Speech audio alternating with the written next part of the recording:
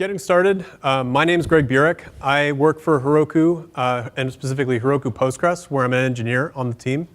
Today, I'm going to be talking to you about Heroku and how we make Heroku Postgres a thing. A big part of what we do is fighting with slides that auto-advance. Part of what we do is providing Heroku as a platform as a service, but then also providing Heroku Postgres as a database as a service. This leads to some particular challenges, most of which can be really anchored to the scale at which we work at. Right now, we're managing about a little over 1 million databases in production, live for customers right now. And that has problems. We have had to do exponential growth in resources with sublinear team growth. So we have very few people to enact what we do. The parts I'm going to be talking about is how we manage these databases, and then how we monitor all of those databases, how we do incident response for all those databases, all the way from the world is blowing up, oh my God, to a disk is full. And then how we use disaster recovery as part of that. So, first part of this is, what is Heroku? Heroku is a platform as a service. It is one of the oldest and largest platforms as a service out there. It's the idea of you have code that you want to run somewhere on the internet. It could be a Ruby on Rails blog. It could be a Twitter bot. It could be a major e-commerce site. It's really up to you. But what that code represents is not just like a code repo, but an application. The applications that you want to run are then like comprised of not only having code that is running somewhere, but then having monitoring of that code, a logging pipeline of what that code is putting out. Having a build and deploy sort of system that you don't have to think about and reinvent every time. All of these things are really kind of coming out of something called a 12-factor application. This was made in the beginning of Heroku, maybe around 2009 to 2008, that like you have to have a sort of series of guidelines to make sure that your app can go from maybe running on a SQLite database to running on thousands of servers with a huge Postgres database behind it. The thing that really drives what Heroku Postgres is the separation of the code that you're running in production, and then maybe a database in the back, maybe a mail service in the back, and then other APIs, and sort of like all of these things are separate but still part of your application. So this gave birth to what Heroku Postgres is an add-on. We have a marketplace. You can actually sign up and get a MySQL database if you want, or a Postgres database, or Redis, or a mail provider, or even object stores. Like, this is a way to provide a uniform way of interacting with the things that are around your application. So for us, that pretty much means that Heroku Postgres just works. Like we're able to plug into this add-on infrastructure and have a way of exposing a database that is running somewhere in the internet to the application that you are running specifically on Heroku, or on your own infrastructure, or anywhere else, as long as you are able to consume this configuration variable in which we put credentials for you. So that's kind of where Heroku Postgres came from. It's one of the first add-ons that Heroku offered. It's a really standardized way of putting the state of your application into another provider, and we kind of took that on. In the beginning, it was just Ruby on Rails applications. You only need tiny databases for those. And then it grew out to running any sort of code that you want on Heroku. So we've really kind of stepped our game up into, we provide a platform to manage servers that are that form the stateful part of the infrastructure of your application. So kind of like what I was saying before with Heroku, like you deal with applications, they're monitoring, logging, build and deploy the code. For databases, Heroku Postgres does really the same thing. Like if your database is down, it's not any good. We want to be able to respond to problems and have it be up and let you know if something is happening. If there is something happening on the system with logging, we want you to be able to consume that and see what the hell's going on. If you have data that you need to bring in and out, either sync up staging databases or production databases, or do nightly dumps, or have things that you want to bulk load, we provide that as well. And then we also provide a way of infrastructure for doing HA and disaster recovery, because that's really the kind of the big part of being a part of a platform or having a service. Like we try to make the things that you have to remember to do if you do this on your own as a core part of what we always do. So this is kind of a powerful way of putting things together that allows us to drive Heroku Postgres. And now we're actually looking to move it on to something even more. Like we have a Heroku-redis now that is part of the same system, and we're building on top of this for more systems. All right. So the thing about how we break up the management of these systems is really we try to have several sort of setups. Most of what we run on Heroku is a large server that has one cluster and one database, and this is a part of the major production databases that we offer. The multi-tenant system then gives us a way of offering something a little below that. If you do want a cluster of your own and a database of your own, we're able to split up large servers that are more reliable and more resilient in a way that we can kind of give you a part of that to work with and kind of ameliorate the risk of maybe running a little thing that may or may not exist that may go down or come up pretty regularly.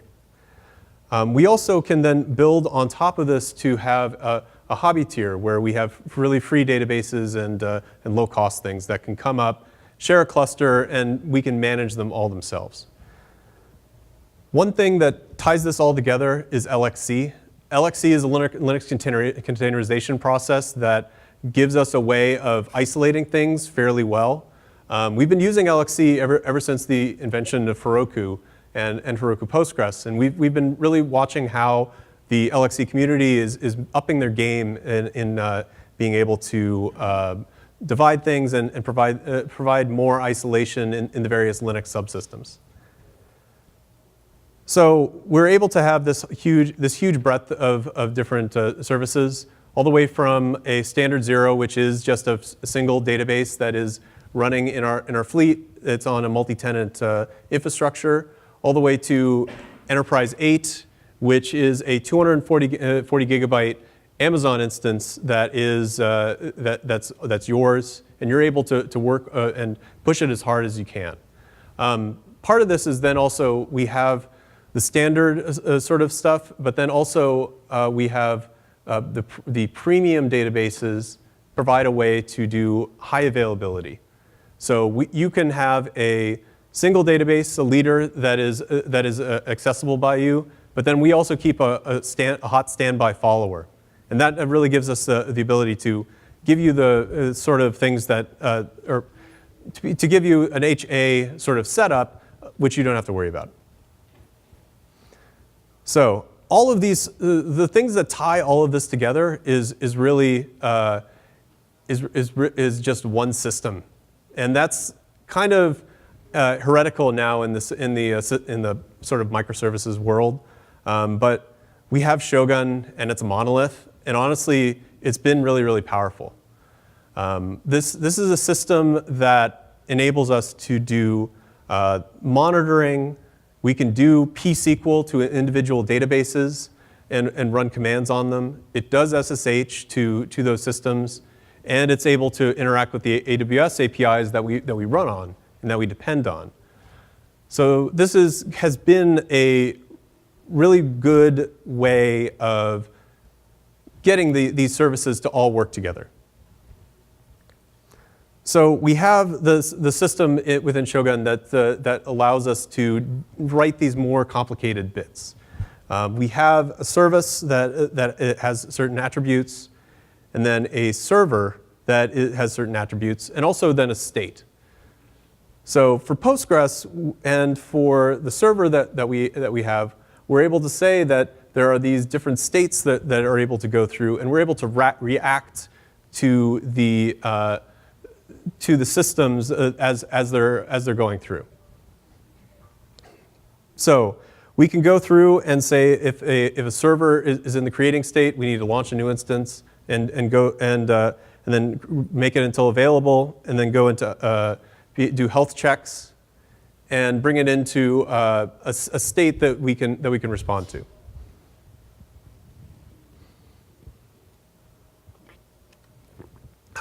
So big part of the Shogun system is we're feeling and constantly ticking things. We want to be able to respond to any changes, and part of this is just responding to changes in the service. Can we SSH into the box? Can we pSQL into the system that's running there? And a big part of this is just can we do basic things? Can we do an echo 1? Can we do a select 1? These are really basic sort of health checks that we're able to orchestrate from a central spot and then push out into our infrastructure. Now, a big part of the service and what we're able to go forward on is by using agentless sort of monitoring. This is a system that we're able to have servers that are running for years. Things that are in AWS and can be running, but they are being health checked and being operated on in the most modern way that we can. So we can continue to develop on this system and kind of push the ball forward in that way. We do use a collectd and PG logplex collector, which is a small utility that consumes the Postgres logging stream and puts that out to consumers and to customers.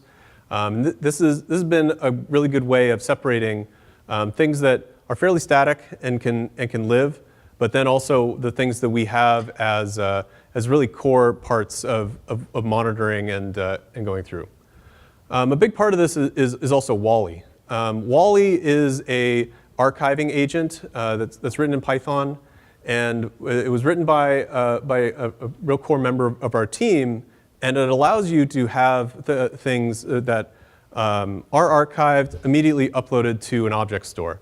In this case, S3, and that gives us a way of really having a disaster recovery and high availability story that is much more reliable than we otherwise would be able to work with.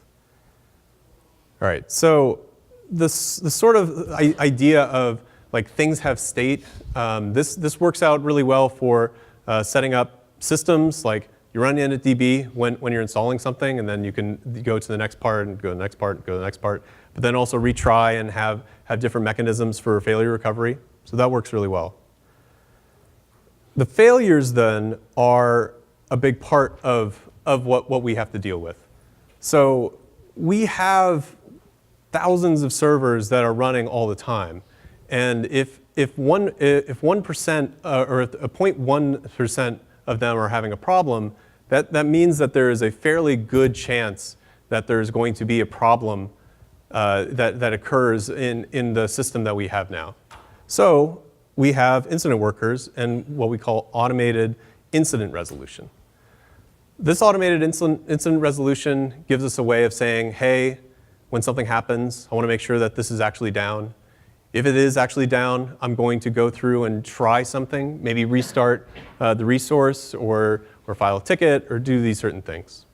So this is a really powerful way of saying if something simple happens, we can try to correct it, and we don't have to wake anyone up. So if a resource is down, we're going to try to restart that resource. We want to fix this. We want to get some people back up and running, and we're going to file a ticket. If we have an HA leader that's down, we can actually execute a failover from this central position, no matter how long the system has been up or what the version of the underlying software is. And really, from another part, even if the server itself is down, like you can't SSH in, we have the AWS APIs that are further below that are able to go in and forcibly stop something, and kind of bring the system back into a good state. So like stuff happens constantly. We're a large provider and we have a lot of databases, so things just go wrong all the time. We have then a system that is able to respond to 99% of it. And this works really well. The one part that is always a worry is that how do you know your monitoring system, is it healthy? Is it a false positive? Is there something wrong with the monitoring system that's presenting a problem to the rest of the system? So we have a lot of a kind of a concept of circuit breakers. I mean, if everything is going wrong, it's a good question as to whether or not it's a problem with us or it's a problem with the software, or it's a problem with the entire service. So this is something that we can do and say, if everything is down, we need to page a human. If there's an EBS disk apocalypse, we need to get a human. We need to get someone who's able to respond intelligently to these problems and proactively. I mean, this has happened, and we've seen situations where the in-flight bytes of an EBS disk are just stuck.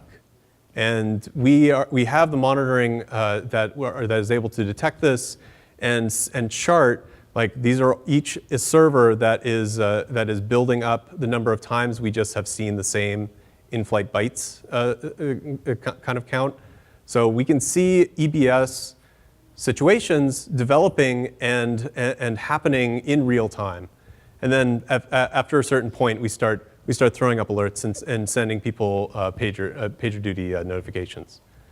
So this gives us a really good way of uniformly seeing if systemic things are happening and being able to pull in people to react to them.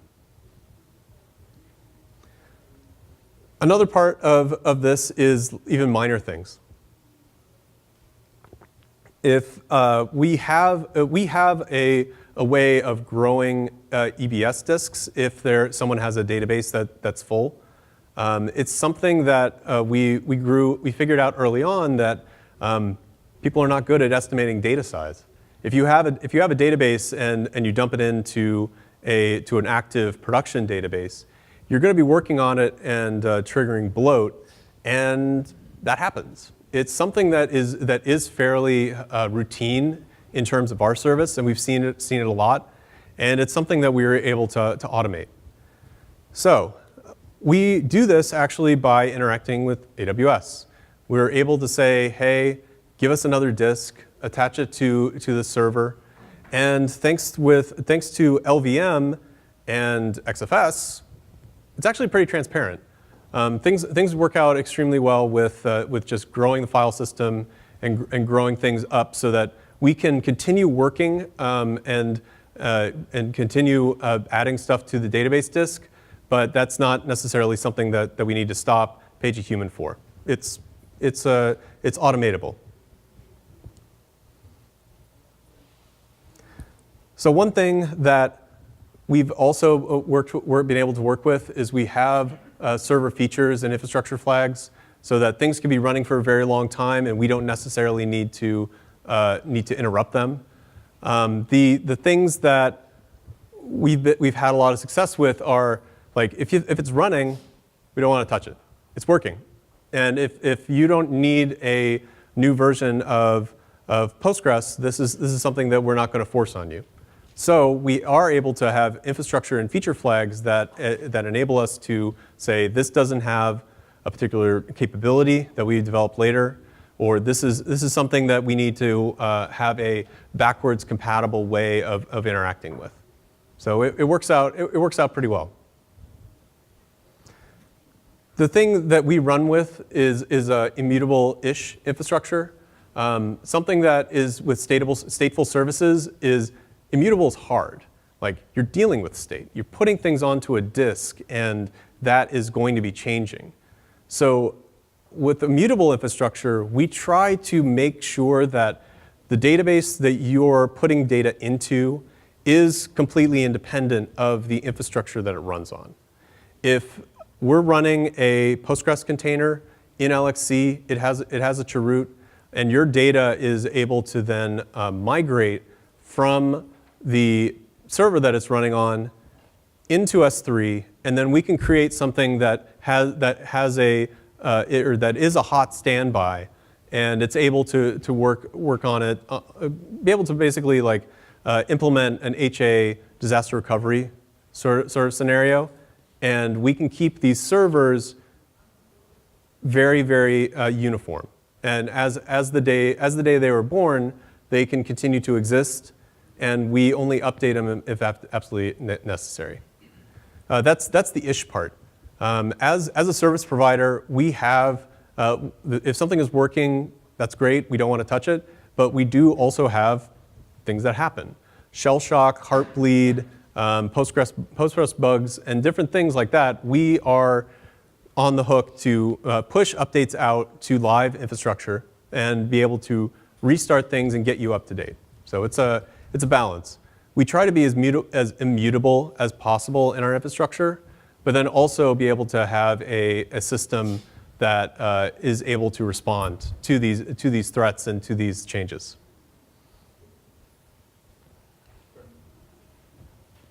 Sorry, just about the immutability. Does that mean that you do not run a homogeneous fleet? That if you start a database at a different time, you might have a different infrastructure? It is a different image. So it's something that we try to update on and move people onto.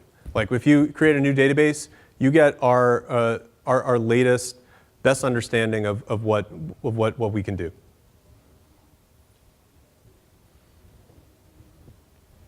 Any other questions, I guess?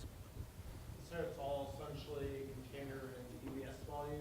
It's like sort of the standard building blocks, regardless of whether you're doing it at hobby level or the pro levels. That's right. Yeah, we have a way of different tiers have different capabilities, so we can give different EBS disks to different levels of that, and that's a good way of matching. If you really need to hit the disk hard and you're doing a really high write or read workload, you go bigger and you get the capacity you need.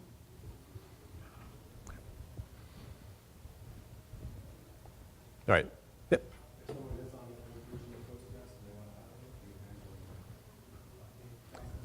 That's actually what I'm going to talk about. So the thing that ties all this together is the durability and availability part. I mean, we kind of have this simple idea in Postgres that you do want to write to the write-ahead log and be able to push an update to disk as it happens. But what we are then able to do is always have this system that is pushing write-ahead logs to S3 at least every 60 seconds. It's a way that we can then knit together creating hot standbys and something that we call forks and followers, which is the major way that we migrate systems. So you have a database, there's data in it, and I'm sorry, the tool that we use is Wally. This is a really flexible tool that works with actually quite a few different infrastructures out there. So it's a very good thing to build off of. But this is then how we're able to execute a kind of very simple way of migrating. If you are creating, if you want a copy of your database, you're basically creating a point-in-time recovery. of that database via S3. The base backup, it's in an S3 bucket. We pull that down, we boot up the server, and it starts replaying logs. And Wall-E knows enough about the timeline to be able to search S3 and pull down the write-ahead logs that it needs. And according to the recovery conf for Postgres, we either go up to a certain point and stop, or we go up to a certain point and then start to stream replication from the leader. So that gives us a way then of having a very, very tightly coupled follower that comes up and is able to then be flipped over and substituted for the leader on new infrastructure, new server images, and updated systems. So this is also then the mechanism that we use for regular hot standbys. You can create a follower on a timeline and be able to pull it up and have the system be able to do either asynchronous replication or synchronous replication for the transactions that you need. And it gives us a real good way of knitting together the system and these different sort of features that we can provide. So yeah, a lot of this is pulled together with the Postgres the Postgres abstraction levels. So we have timelines and then participants on the timelines. Followers are consuming the same timeline as the leader through the write-ahead log and through the various things. And then similarly, when we create a fork, we're actually creating a new timeline both in Postgres and in our system. So that system is then able to, or we're able to have that fork create a point-in-time recovery of the main timeline, and then start uploading its own. So Wall-E lets us do a lot of this work extremely easily. And right, as I was saying, the point-in-time recovery system is basically identical. So this actually sets us up really well for recovery. Like, we have problems constantly. So even if you're not an HA system, the way that we can recover from a disaster is using the same thing. If you had an HA follower, we would be able to say, if the leader is gone, if it's incapacitated, and we're not going to get it back, we can promote the leader, or the followers rather, to that primary place and make it available for writes. So this gives us a way of knitting these things together. For regular disaster, it's the same thing. Your write-ahead logs are already off of that instance, and that gives us a really powerful situation where we can just create a replica from the base backups and the write-ahead logs that we have in an object store. And once we restore up to the point of being very, very close to where the leader was, we can just pop this off and give you the former follower. And yeah, it's the same thing for HA recovery. We are always having a standby that is keeping up with the leader, and we can substitute that out pretty easily to get things moving again. So yeah, this is a complicated project. It's a system that we've been working on for years, just trying to build in the experiences that we've had with AWS, with failure, and try to automate as much as possible. Certain things we have been putting out into the community, like Wall-E, and I think pglogplex collector may be open source as well. Like the sort of tools that we have to write to be able to handle the failures that we see, we want to make that as open and as contributable as possible.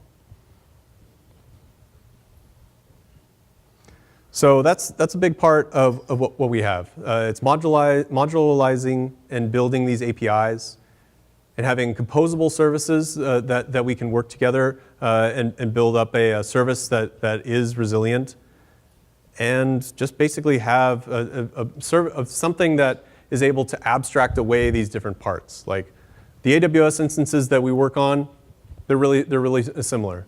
The LXC containers that we work on, pretty similar to each other. And then the databases themselves, we can work in different ways to compose and provide different services and different ways of doing things to different consumers. All right, so that's what I have. It's a little short, I apologize, but I'm super happy to answer any questions. I'm wondering how you do manual failover. Do you choose to lose writes, or do you have write failures? We have a boundary. If we're constantly checking the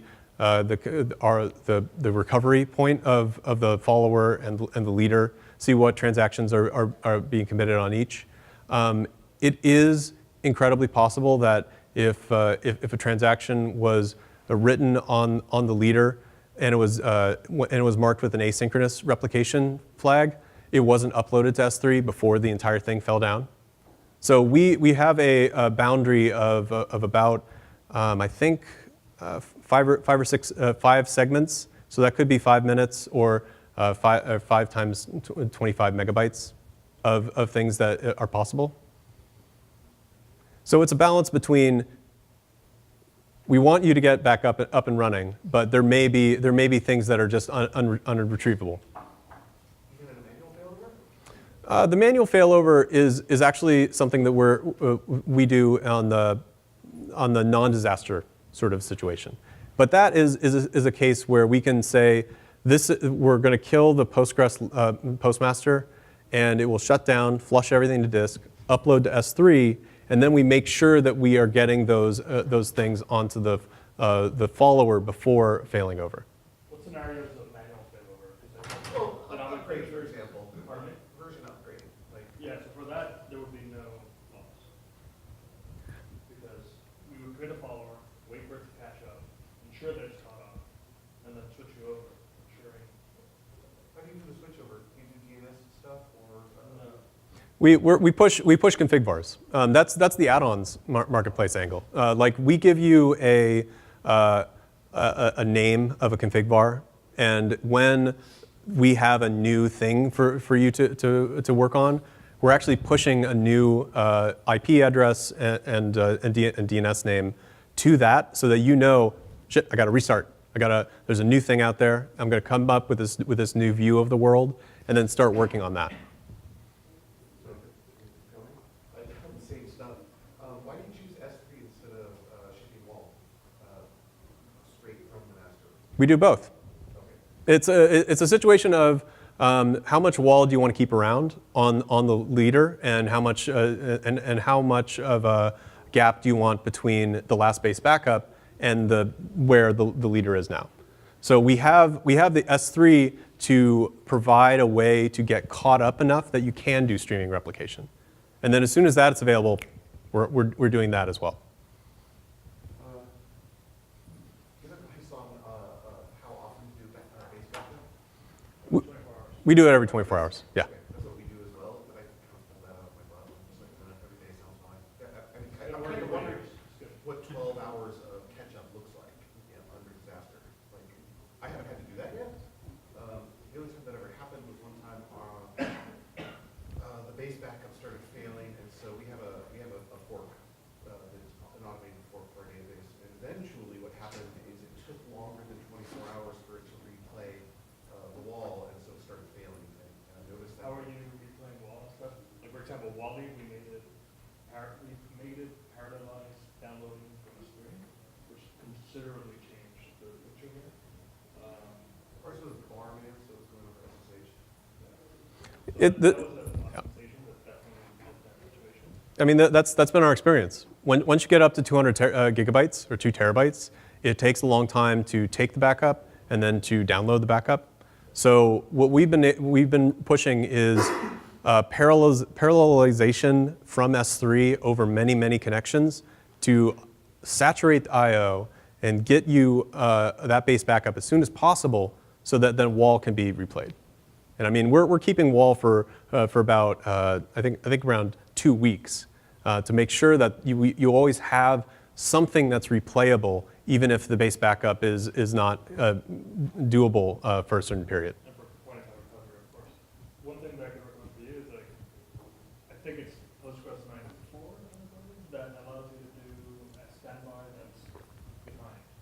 Like the standby is actually 2 hours behind. So in that scenario, you don't need to rebuild an entire server. You can like do a point of time recovery to anywhere in that period of time very quickly. So you can set that up. It's not a thing that you would use for any other purpose.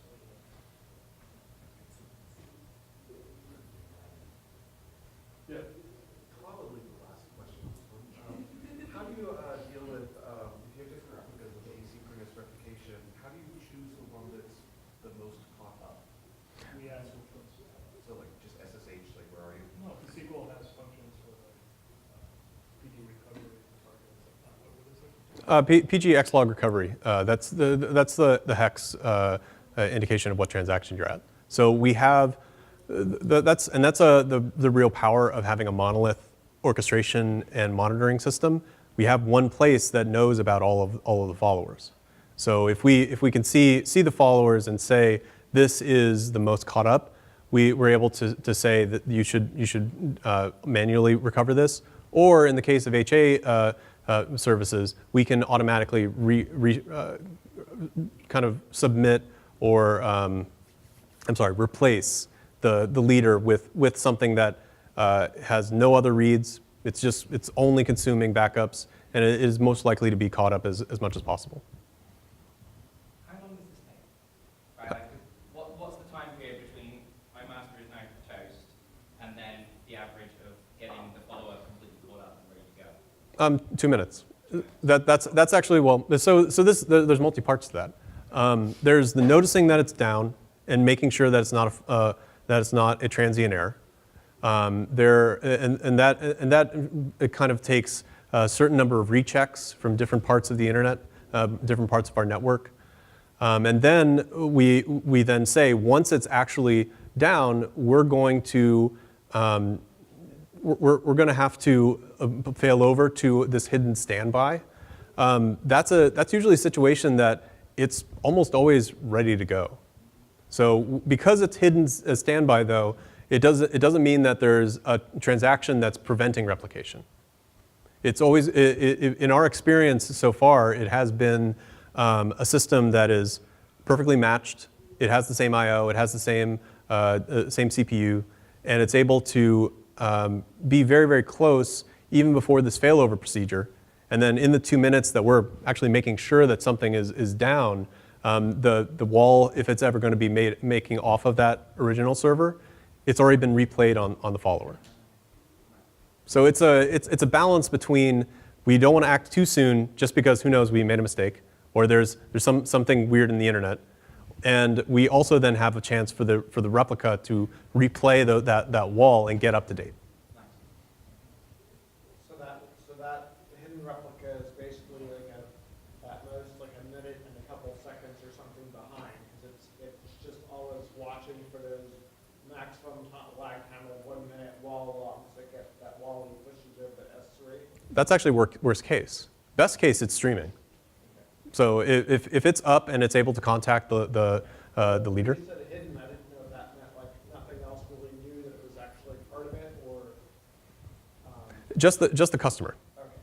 That's the thing. Like exposing a follower to an application is a risk, because if you run data warehouse queries on it that take 2 days, that's going to halt replication.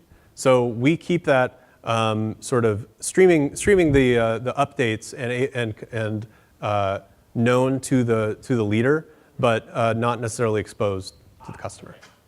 That's the trade-offs there. Yeah. I saw on one of your first slides that even the single tenant tiers have a limit of 500 extensions. Yes. So that's something that we've been struggling with, because the problem that we've encountered in Postgres is that right now in version, I think 9.1, 9.2, 9.3, 9.4, the maximum number of connections is encoded in the wall stream. So in the early days of the service, when we made a decision to say, like, well, we're going to have these systems, let's just choose 500 connections, that's now something that's been carried over into new things. So if you have a database with us that's been running maybe through several failovers, several changeovers, maybe several things from the beginning of the service, like many of our databases, they're going to have that 500 connection limit as well. So we're trying to figure out a way of breaking that limit out in a way that, or working with Postgres core to break that limit out in a more sustainable way. But the other part of that is we have experience with customers that have 500 connections. A lot of times the individual memory requirements for each one of those connections can be massive. So OOMs happen even with 500 connections. And it's a balance between giving people enough power to do what they want and preventing foot guns from accidentally happening. Session pooling is something that we provide as part of a build pack infrastructure. So like Heroku gives you a way of making build packs. Like if you run Ruby, it installs Ruby. If you run a Python app, it's going to pull in the right version of Python. There's actually something called PG Bouncer build pack, which pulls in PG Bouncer, S-tunnel, dynamically configures it at the application start, so you can connect to a local PG Bouncer and then share one connection into Postgres. One part that we are looking at is trying to find a good way now of offering PG Bouncer on the server along with the system, but that's risky. A lot of people like to really tweak PG Bouncer, like have certain session pooling or transaction pooling or different discard methods and things like that. And trying to make that available to people and still powerful enough, but have it run on a server that should not be more immutable than usual is a balance that we're trying to figure out. Any other questions? Yes.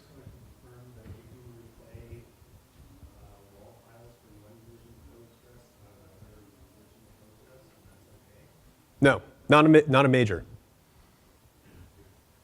So for major versions of Postgres, the WAL format in our experience is different enough that it's not possible.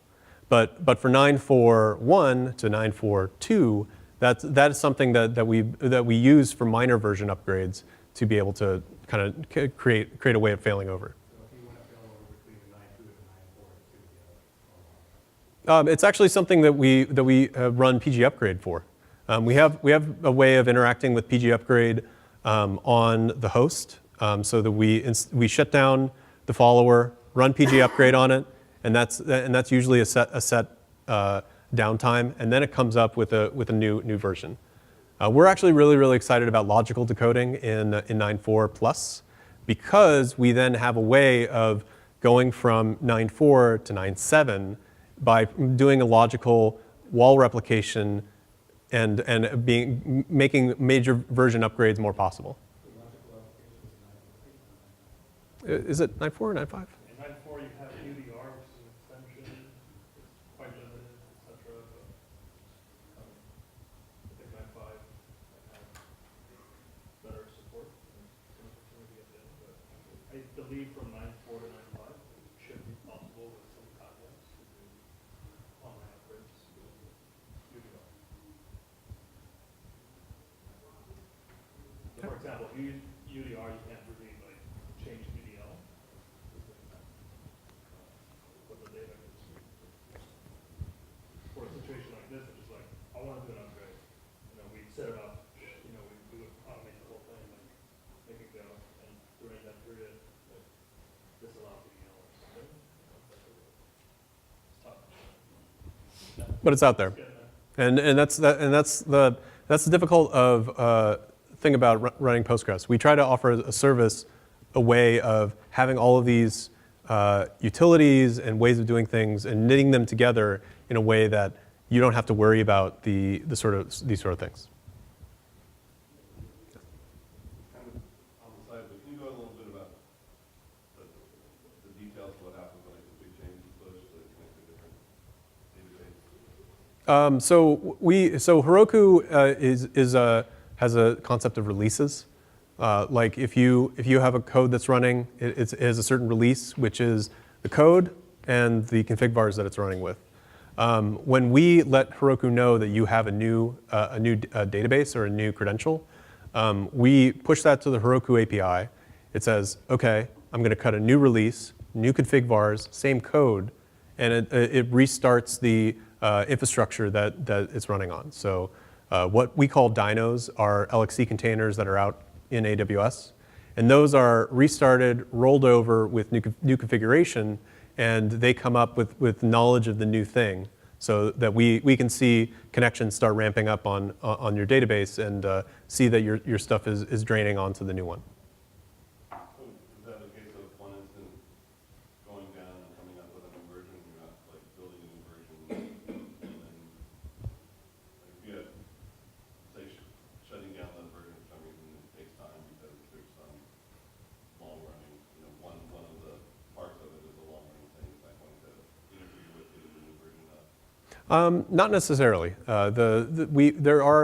There are very rare bugs where something can be running and making progress and not get the memo that it needs to shut down. But as far as we are concerned, we use shoot the other node in the head to forcibly shut down a leader that is running so that you don't have a split brain problem. No, but I'm talking about the clients. Oh, yeah, the clients are, they can run, but we try to ameliorate that from the database side. Does that make sense?